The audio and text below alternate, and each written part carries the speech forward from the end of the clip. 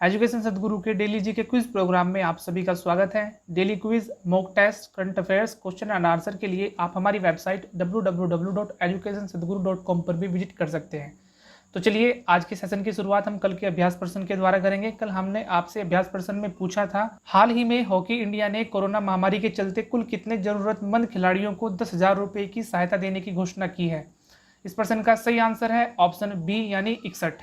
हाल ही में hockey India कार्यकारी बोर्ड ने कोरोना संकट को देखते हुए बेरोजगार सीनियर एवं जूनियर 61 खिलाड़ियों को तत्काल 10-10 हजार रुपये की आर्थिक सहायता देने की घोषणा की है। जिन 61 खिलाड़ियों को आर्थिक सहायता मिलेगी उनमें 30 जूनियर और 4 सीनियर महिला खिलाड़ी के साथ 26 जूनियर और 1 सीनियर पुरुष खिलाड़ी भी शामिल है। चलिए आज के सेशन का अपना पहला प्रश्न देख लेते हैं कि हाल ही में ब्रिटेन में हुई एक नीलामी में महात्मा गांधी के चश्मे को कुल कितने रुपए की बोली लगाकर खरीदा गया है। इस प्रश्न का सही आंसर है ऑप्शन बी यानी 2,55,00,000 रुपए। हाल ही में ब्रिटेन के ब्रिस्टल में ईस्ट ब्रिस्टल ऑक्शन एजेंसी की ओर से राष्ट्रपिता महात्मा गांधी के चश्मे की नीलामी में अमेरिकी कलेक्टर ने 2,55,00,000 रुपए की बोली लगाकर इसको खरीद लिया है।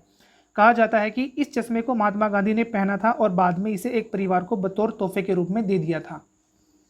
चलिए अगला प्रश्न देख लेते हैं कि शहरी गरीब लोगों को पौष्टिक भोजन रियायती दरों पर उपलब्ध कराने हेतु किस राज्य सरकार ने इंदिरा रसोई योजना की शुरुआत की है।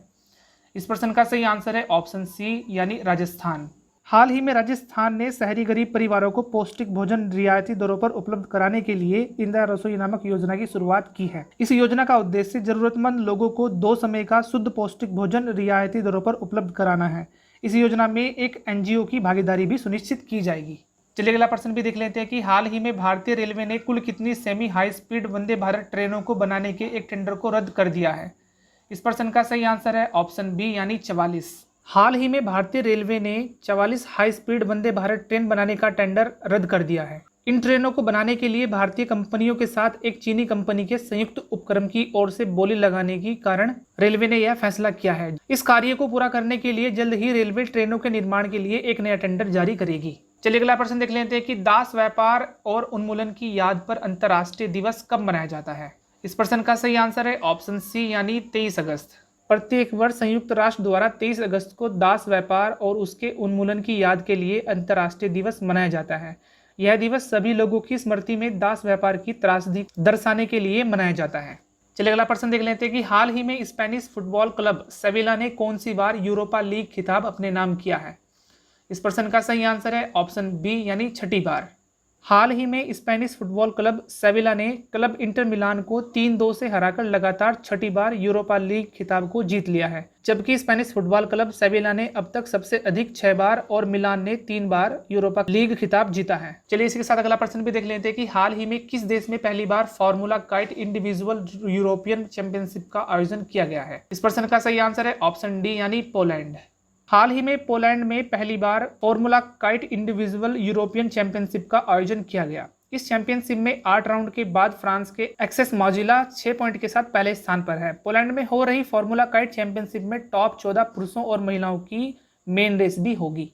चलिए अगला प्रश्न भी देख लेते हैं कि निम्नलिखित में से किस खिलाड़ी ने अभी हाल ही में विश्व स्नूकर चैंपियनशिप 2020 का खिताब जीता है। इस प्रश्न का सही आंसर है ऑप्शन ए यानी रानी ओसुलिवान। हाल ही में इंग्लैंड के रानी ओसुलिवान ने विश्व स्नूकर चैंपियनशिप 2020 का खिताब जीतकर अपने नाम कर लिया है। उन्होंने इंग्लैंड के ही कायरन विल्सन को 18-8 से हराकर 44 वर्ष की उम्र में 6ठी बार विश्व स्नूकर चैंपियनशिप खिताब अपने नाम किया है। चलिए अगला प्रश्न देख लेते हैं कि अंतर्राष्ट्रीय वरिष्ठ नागरिक दिवस किस तिथि को प्रत्येक वर्ष मनाया जाता है।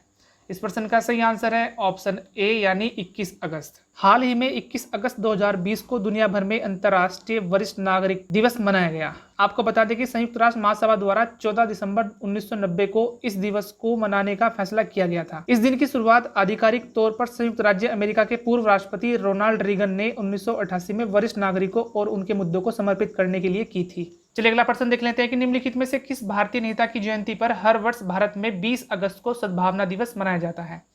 इस प्रश्न का सही आंसर है ऑप्शन बी यानी राजीव गांधी। प्रत्येक वर्ष देश के पूर्व प्रधानमंत्री रहे राजीव गांधी की जयंती यानी 20 अगस्त पर सद्भावना दिवस के रूप में इस दिन को मनाया जाता है। आपको बता दिया जाए कि इसे समरसत्ता दिवस या राजीव गांधी अक्षय ऊर्जा दिवस के रूप में भी जाना जाता है।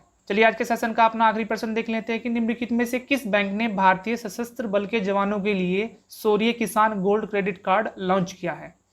इस प्रश्न का सही आंसर है ऑप्शन सी यानी HDFC। हाल ही में प्राइवेट सेक्टर के सबसे बड़े बैंक HDFC बैंक ने भारतीय सशस्त्र बल के जवानों के लिए शौर्य किसान गोल्ड क्रेडिट कार्ड लॉन्च किया है। आपको बता दें कि यह कार्ड तीनों सेनाओं के जवानों के अलावा BSF, CISF, ITBP एवं अन्य अर्धसैनिक बल के जवानों को भी मिल सकेगा।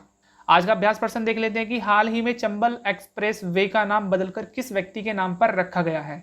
Option A Bal Thackeray, option B Mahendra Singh Tikait, option C Atal Bihari Vajpayee या फिर ऑप्शन डी सरदार पटेल।